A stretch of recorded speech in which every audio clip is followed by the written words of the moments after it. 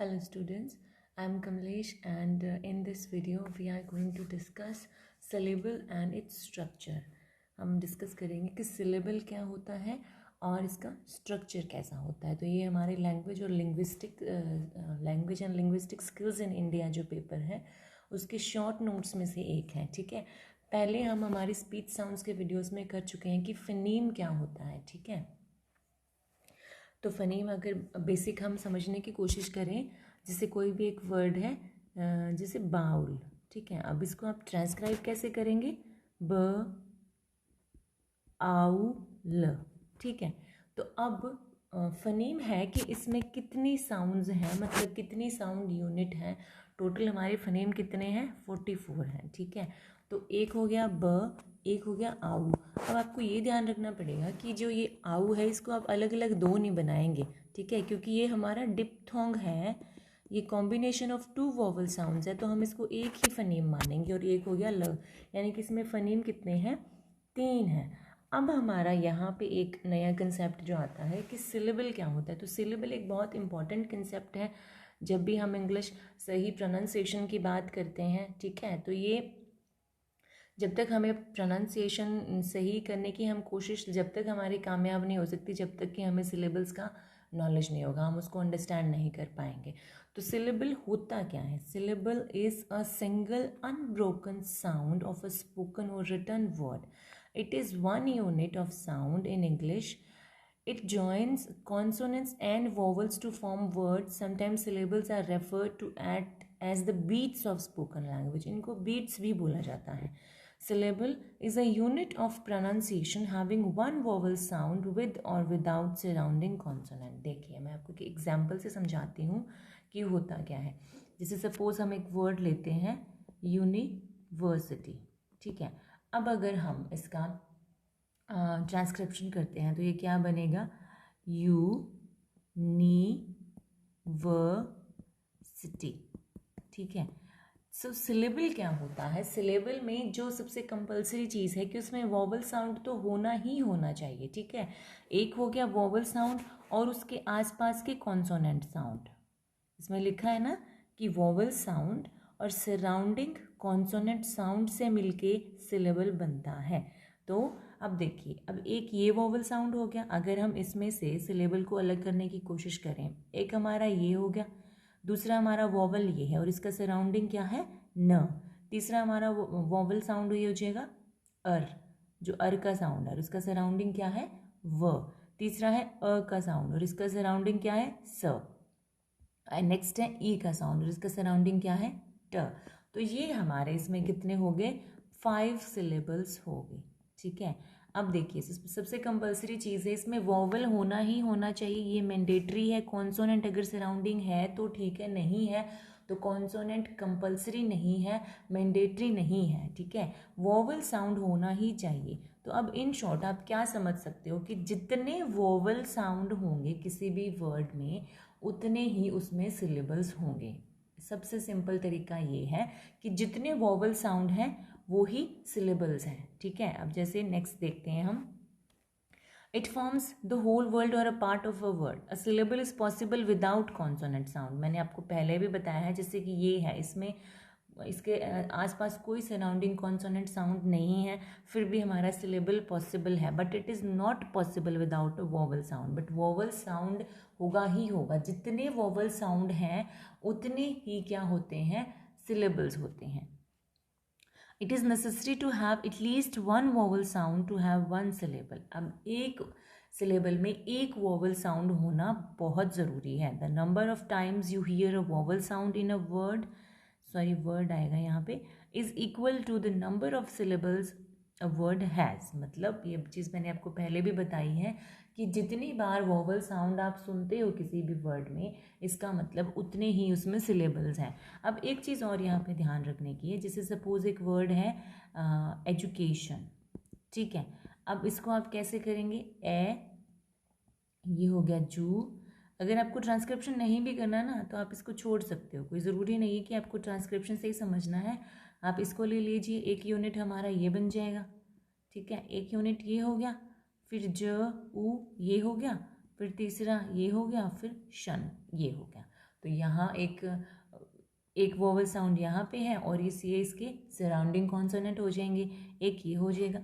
अब अगर हम इसका ट्रांसक्रिप्शन करके करना भी चाहें, ए, फिर ये जू, के, अब इसको क्या बोलते हैं एग्जैक्टली, एजुकेशन नहीं, एजुकेशन, के, ए, शन, ठीक है। ये हो गया आपका एग्जैक्ट इसका ट्रांसक्रिप्शन। अब ध्यान रखने वाली बात कौन सी है कि हम गलती कहाँ करेंगे कि एक तो ये हो गया हमारा सिलेबल, ठीक है, दूसरा ज ऊ, ये ऊ है हमारा वोवल साउंड और इसका सराउंडिंग ज हो गया, ये इसके साथ ले लिया। अब इसको हमने दो नहीं मानना, ए ई, क्योंकि हमने जब फनीम्स किए थे वेरी स्टार्टिंग में तो हमने कहा था कि 12 तो देखिए प्योर वॉवल्स होते हैं, मतलब सिंगल साउंड होते हैं, जैसे ए है, ई है, या बड़ी ई की साउंड है, और 8 हमारे थे डिप्थोंग्स। अब आप बार बार आपकी क्वेरीज होती हैं कि ये हमने लर्न करने हैं जी, ये हमने अंडरस्टैंड करने हैं जी। तो जो स्पीक साउंड की बेसिक 3 वीडियोस थी वो आपकी अंडरस्टैंडिंग के लिए थी, क्योंकि पूरा पेपर आगे जो लिंग्विस्टिक का पेपर है पूरा इसी पे बेस्ड है, ठीक है। जब तक आपको उन सिंबल्स का नॉलेज नहीं है, जब तक आपको ट्रांसक्रिप्शन का पता नहीं है, जब तक आप उन 44 फनीम्स को या 44 स्पीच साउंड्स को आपको उनका नॉलेज नहीं है, तब तक आप इस पेपर में से मेरे हिसाब से कुछ भी अटेम्प्ट नहीं कर सकते, ठीक है।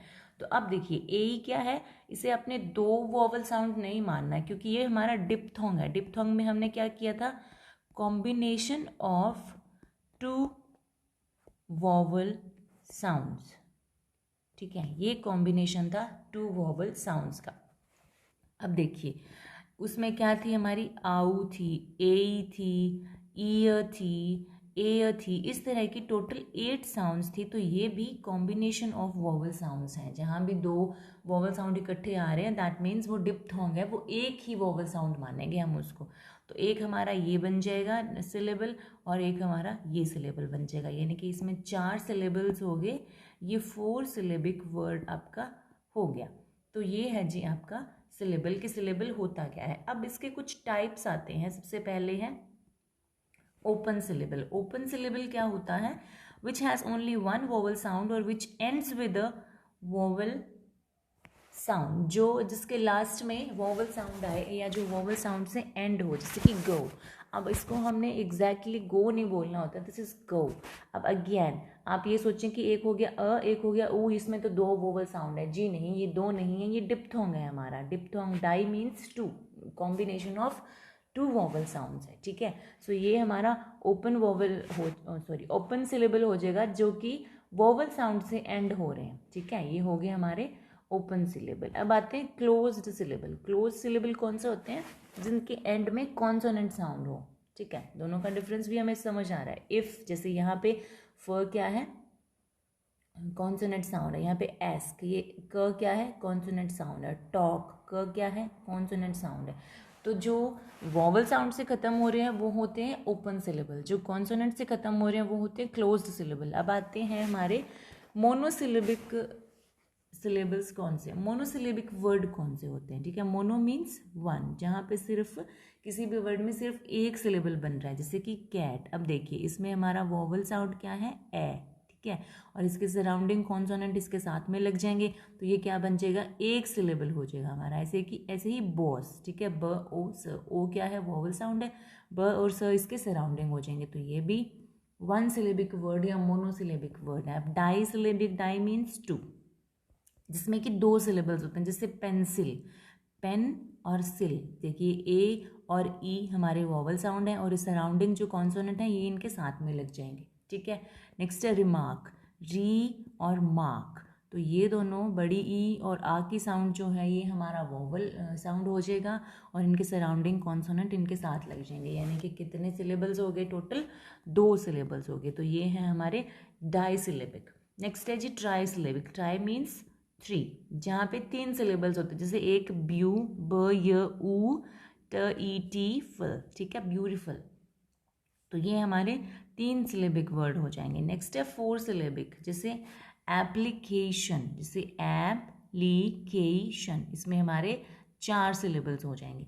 नेक्स्ट है सिलेबल का स्ट्रक्चर कैसा होता है, ठीक है। जैसे हम कोई भी वर्ड लेते हैं उसमें उसका अलग अलग टर्म्स होती हैं उसके लिए, जैसे कि इसमें यहाँ पे क्या एग्जाम्पल लिया है, इन्होंने एक एग्जाम्पल लिया है पिन, ठीक है। अब हमने इनमें देखा कि एक तो क्या होता है, वॉवल साउंड होती है और उसके आसपास के कॉन्सोनेंट साउंड होते हैं, ठीक है। तो स्ट्रक्चर में हमने क्या अंडरस्टैंड करना है कि जो वॉवल साउंड होती है उसको न्यूक्लियस बोला जाता है, ठीक है। वॉवल साउंड को न्यूक्लियस बोला जाता है और जो उससे पहले वाली कॉन्सोनेंट साउंड होती है उसको, ये भी कॉन्सोनेंट साउंड है, ये भी कॉन्सोनेंट साउंड है, जो पहले आती है कॉन्सोनेंट साउंड उसको ऑनसेट बोला जाता है और जो बाद में आती है उसको कोडा भी बोला जाता है, ठीक है। देखिए इसमें कुछ भी अंडरस्टैंडिंग का ज़्यादा स्कोप ही नहीं है क्योंकि 3 छोटी छोटी टर्म्स हैं जिन्हें आपने याद रखना है। जैसे कि अब देखिए स्ट्रक्चर में क्या होता है, ऑनसेट है, न्यूक्लियस है, कोडा है। जो वोवल साउंड होगा उसको हम न्यूक्लियस बोलेंगे, ठीक है। जो इससे पहले जो कॉन्सोनेंट साउंड आएगा वो ऑनसेट कहलाएगा और न्यूक्लियस के बाद में जो कॉन्सोनेंट साउंड आएगा उसको कोडा कहेंगे। तो ये है सिंपल साइज का स्ट्रक्चर, ठीक है। अब हमें पता है ऑनसेट और कोडा क्या है, दोनों कॉन्सोनेंट क्लस्टर्स हैं या कॉन्सोनेंट साउंड्स हैं। The onset appears at the beginning and the coda appears at the end. ये हम पहले ही मैंने आपको बता दिया है कि जो ऑनसेट है वो बिगिनिंग में आता है और कोडा है जो वो एंड में आता है, ठीक है। न्यूक्लियस क्या है, न्यूक्लियस वॉवल है जो कि इसका कोर होता है, जो कि इसका सेंटर होता है, मेन होता है। अब हमने पहले भी ये चीज़ करी थी कि देखो किसी भी सिलेबल में कॉन्सोनेंट साउंड हो ना हो बट उसमें वॉवल कंपलसरी है, तो किसी भी सिलेबल में यहाँ से आपको एक चीज़ तो समझ आ ही गई होगी कि चाहे ऑनसेट और कोडा हो ना हो, ठीक है, ये हो ना हो बट न्यूक्लियस तो होना ही होना है क्योंकि वॉवल साउंड के बिना तो सिलेबल बनेगा ही नहीं बनेगा। हो सकता है कि आसपास के ये ना हो, ठीक है। जैसे हमने पहले वो वर्ड किया था आपका एजुकेशन, ठीक है। तो इसमें स्टार्टिंग में जो ये सिलेबल है ना, इसमें ना ही तो ऑनसेट है ना ही कोडा है, ठीक है। तो ये सिर्फ न्यूक्लियस है। तो हम चलते हैं अब नेक्स्ट एग्जाम्पल पे। तो यहाँ से देखो अब सिलेबल स्ट्रक्चर में एक तो हो गया आपका ऑनसेट और जो वॉवल है आपका जिसे हम न्यूक्लियस बोलते हैं और जो एंड पे जो सिलेबल आता है, ठीक है, जिसे कॉन्सोनेंट साउंड बोलते हैं, इन दोनों को मिलके राइम बोला जाता है, ठीक है। अगर तो कोडा प्रेजेंट है तो ये दोनों मिलके राइम बनाएंगे, अदरवाइज न्यूक्लियस अकेला राइम फॉर्म करेगा। समझ आई बात। एक होता है स्टार्टिंग का जो बिगनिंग का हो गया कॉन्सोनेंट साउंड, वो हो गया हमारा ऑनसेट, ठीक है। और बाद में जो न्यूक्लियस है यानी कि जो बाद का बीच का वोवल साउंड है और एंड का कॉन्सोनेंट साउंड है, ये दोनों मिलके क्या बनाते हैं, ये दोनों मिलके राइम फॉर्म करते हैं, इसको राइम बोला जाता है। तो ये है आपका सिलेबल स्ट्रक्चर। देखिए if a coda is present in a syllable the nucleus and coda form a single unit called a rhyme. अगर कोडा हो तो फिर ये दोनों मिलकर राइम बनाएंगे, otherwise the nucleus makes up the rhyme by itself. अगर कोडा प्रेजेंट नहीं है, जैसे कि ये अभी हमने वर्ड किया था ना ये वाला, जैसे गो या से, इसमें क्या है ऑनसेट दिया हुआ है, बिगनिंग का कॉन्सोनेंट है और न्यूक्लियस है, वोवल साउंड है। अब इसमें कोडा है ही नहीं ना, कोडा इसमें प्रेजेंट ही नहीं है, बाद का एंड का जो कॉन्सोनेंट साउंड है वो प्रेजेंट ही नहीं है। दैट मीन्स ये अकेला ही क्या बना लेगा, राइम बना लेगा, ठीक है। So the nucleus and coda are not necessarily present in syllable. ये बात हम पहले ही कर चुके हैं कि nucleus and coda are not necessarily present in a syllable but the nucleus is always present. Onset आएगा यहाँ पे, ऑनसेट और कोडा हो ना हो, ठीक है, क्योंकि स्टार्टिंग का और एंड का जो कॉन्सोनेंट साउंड है वो चाहे हो ना हो बट न्यूक्लियस को तो होना ही होगा क्योंकि वॉवल साउंड के बिना सिलेबल पॉसिबल ही नहीं है। वॉवल साउंड होगा जब भी वो सिलेबल कहलाएगा। The nucleus can be preceded और फॉलोड बाय अ कॉन्सोनेंट और कॉन्सोनेंट क्लस्टर्स। मतलब हो भी सकते हैं उसमें कॉन्सोनेंट और नहीं भी हो सकते, जैसे कि आई। अब जो ये वर्ड है हमारा आई जिसे हम बोलते हैं आँख, ठीक है, इसका क्या प्रोनाउंसिएशन है आई, यानी कि इसमें सिर्फ और सिर्फ न्यूक्लियस है, इसमें ना ही ऑनसेट है ना ही इसमें कोडा है। तो ये भी पॉसिबल है कि किसी भी सिलेबल में सिर्फ और सिर्फ आपको न्यूक्लियस हो, कोडा और ऑनसेट ना ही हो। तो ये ना कोडा है इसमें ना ऑनसेट है। और क्या क्या ऑप्शंस हो सकते हैं, जैसे कि फ्राई है। अब इसमें स्टार्टिंग का कॉन्सोनेंट तो है, फ तो है, र है, ये हो गए पहले कॉन्सोनेंट या कॉन्सोनेंट क्लस्टर। मतलब सिलेबल में एक से ज़्यादा कॉन्सोनेंट भी हो सकते हैं, लेकिन वोवल साउंड सिर्फ एक होगा, ठीक है। तो ये फ और र ये दोनों मिलके कॉन्सोनेंट क्लस्टर कहलाएंगे, और आई ये क्या है, हमारा वोवल साउंड है, यानी कि इसमें ऑनसेट है, न्यूक्लियस है और कोडा नहीं है, ठीक है। नेक्स्ट है जैसे आइस। अब देखिए आई ये तो हमारा हो गया वोवल साउंड, और स क्या हो गया हमारा कॉन्सोनेंट साउंड। दैट मीन्स इसमें न्यूक्लियस है, कोडा है, बट स्टार्टिंग में जो वोवल कॉन्सोनेंट साउंड होता है यानी कि ऑनसेट होता है, तो ऑनसेट इसमें प्रेजेंट नहीं है, ठीक है। अब ये होता है क्वेश्चन की टाइप्स कौन कौन से होते हैं। टाइप्स में वही आएगा कि कितने कॉन्सोनेंट हैं और कितने वॉवल्स हैं। जैसे सबसे पहला टाइप होता है सिर्फ जिसमें वॉवल साउंड होती है, या सिर्फ जिसमें न्यूक्लियस होता है, ठीक है।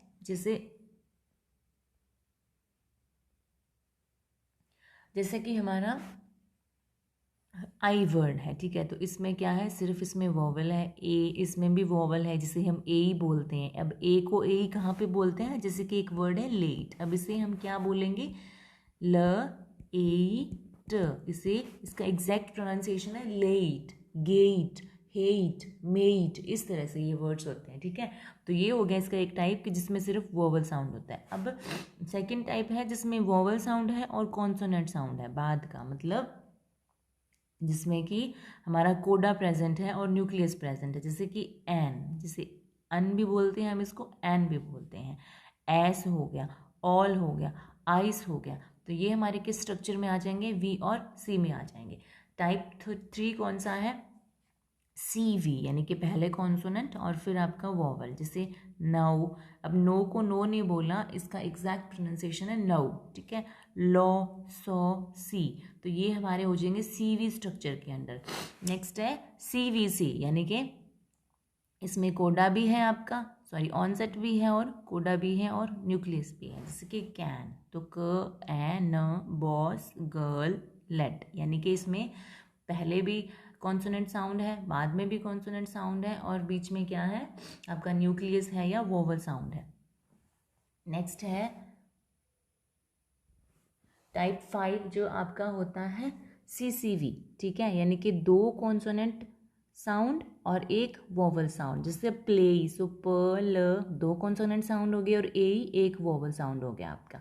टाइप 6 में कौन से आते हैं, CCCV, ठीक है। CCCV मतलब 3 कॉन्सोनेंट साउंड और एक वोवल, स ट र ओ क्या हो जाएगा आपका वोवल साउंड, और ये तीनों क्या है 3 कॉन्सोनेंट होगी, ठीक है। नेक्स्ट जैसे CCCVC, यानी कि 3 कॉन्सोनेंट साउंड है और एक वोवल साउंड है, फिर एक कॉन्सोनेंट साउंड है, स ट र, ये तीन कॉन्सोनेंट हो गए, और ई बड़ी ई क्या है, ये वोवल साउंड हो जाएगा आपका, और ये एम फिर से क्या है कॉन्सोनेंट साउंड है, यानी कि 7th आपका स्ट्रक्चर ये बनेगा। नेक्स्ट है 8th में क्या है 3 सी, फिर वॉवल, फिर डबल सी, ठीक है, मतलब 3 consonant sounds, 1 vowel sound and 2 consonant sound, जैसे स्ट्रेंज, स ट र। अब ये 3 कॉन्सोनेंट हो गए ना, ए हमारा वॉवल हो गया बीच का, और न और ज ये किसका सिंबल है, ज का सिंबल, तो ये हो गया आपका सी यानी कि डबल कॉन्सोनेंट्स।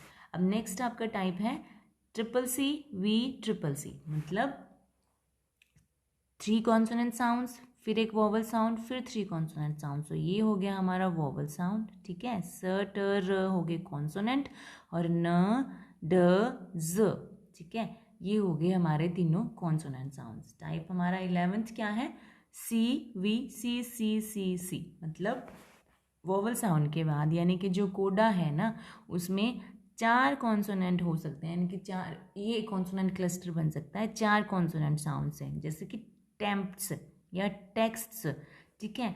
तो ट ए क ट स, यहाँ पे स भी आएगा, सॉरी, सो ये कितने बन जाएंगे टेक्स्ट, यानी कि ये आपका हो गया एक कॉन्सोनेंट साउंड, फिर आपका एक वोवल साउंड, फिर आपका 4 कॉन्सोनेंट साउंड, ठीक है। ये हो गया आपका टाइप 11। फिर टाइप 10, ये शायद एक्सचेंज हो गया। नेक्स्ट है VCCCC, यानी कि वोवल साउंड है और फिर 4 कॉन्सोनेंट साउंड है, ठीक है, जैसे प्री एम्प्स। सेकेंड सिलेबल में हम क्या करेंगे, प्री प र ई, एम्प्स में ये हो गया आपका वोवल साउंड, म प ट स, ये 4 क्या हो जाएंगे आपके कॉन्सोनेंट साउंड। तो ये हो गया आपके 11 टाइप्स कंप्लीट यहाँ तक। फिर हम चलते हैं टाइप 12th पे। इसमें क्या आ सकता है, सी सी, वी, सी सी सी सी, ठीक है। यानी कि 2 कॉन्सोनेंट है, फिर वोवल है, फिर 4 सी हैं। अब इसमें वोवल कौन सा है, ये वाला है, तो इससे पहले 2 कॉन्सोनेंट है और बाद में 4 कॉन्सोनेंट है। 13 में क्या होता है, 2 कॉन्सोनेंट होते हैं, फिर वोवल होता है, फिर 3 कॉन्सोनेंट होते हैं। जैसे कि स्टंट्स, ये आपका वोवल साउंड हो गया और ये दोनों क्या है, कॉन्सोनेंट है, और ये 3 बाद के कॉन्सोनेंट है। टाइप 14 में क्या है, जैसे कि 2 कॉन्सोनेंट साउंड होंगे, बाद में भी 2 होंगे और बीच में एक वोवल साउंड होगा, ठीक है। तो जैसे ब्रैट्स, बर, ये 2 कॉन्सोनेंट हो गए, ये क्या हो गया, वोवल, और ट, स, ये 2 कॉन्सोनेंट हो गए। नेक्स्ट है टाइप 15। इसमें क्या है, जैसे टेंट है, ट एक सिंगल कॉन्सोनेंट, ए वोवल साउंड हो गया, न, ट, ये दोनों क्या हो गए, 2 कॉन्सोनेंट हो गए। टाइप 16 में क्या है, वीसीसी, जैसे एंड, मतलब वोवल साउंड से स्टार्ट हुआ और बाद में 2 क्या है, कॉन्सोनेंट साउंड्स है, ठीक है। तो ये आपके टोटल हो गए टाइप 16। अब ये इन एग्जाम्पल से हमें पता चल रहा है कि स्टार्टिंग में ज़्यादा से ज़्यादा 3 कॉन्सोनेंट आ सकते हैं, ठीक है। स्टार्टिंग में कितने आ सकते हैं, 3। हमने जो भी एग्जाम्पल किए ना, देखिए 3 से ज़्यादा स्टार्टिंग में कहीं भी नहीं है। एट मोस्ट हम 3 कॉन्सोनेंट आ सकते हैं स्टार्टिंग में, can occur in the beginning of a syllable, and 4 in the and. और लास्ट में कितने आ सकते हैं, 4 आ सकते हैं। ज़्यादा से ज़्यादा कितने आए हैं, 4 आए हैं, 5 कॉन्सोनेंट किसी में भी नहीं आए। तो यहाँ से हमें पता चलता है कि वी एलिमेंट तो नेसेसरी है। मतलब ये तो मैंने स्टार्टिंग में ही आपको बताया था कि जो आपका वोवल साउंड है उसके बिना तो सिलेबल बनेगा ही नहीं बनेगा। वोवल साउंड है जब भी हम उसको सिलेबल बोलते हैं, अदरवाइज वो सिलेबल नहीं है। सी एलिमेंट ऑप्शनल है। सी मतलब कॉन्सोनेंट साउंड हो भी सकती है, नहीं भी हो सकती, ठीक है। जैसे हमने एक वर्ड किया ना, आई, अब इसमें कॉन्सोनेंट साउंड है ही नहीं, फिर भी ये सिलेबल कहलाएगा क्योंकि इसमें वोवल साउंड है, ठीक है ना।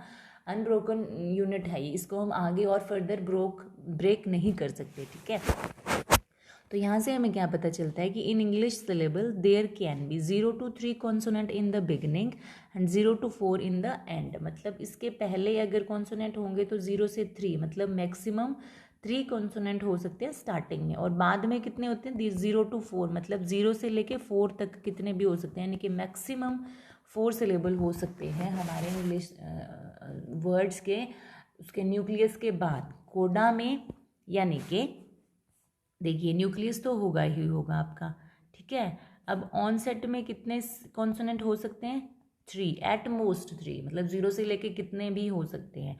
और आपका जो है कोडा, उसमें कितने हो सकते हैं, 0 to 4। सो ये है जी आपका सिलेबल और सिलेबल का स्ट्रक्चर। आई होप कि आपको समझ में आ गया होगा। So keep learning, keep growing and keep loving literature.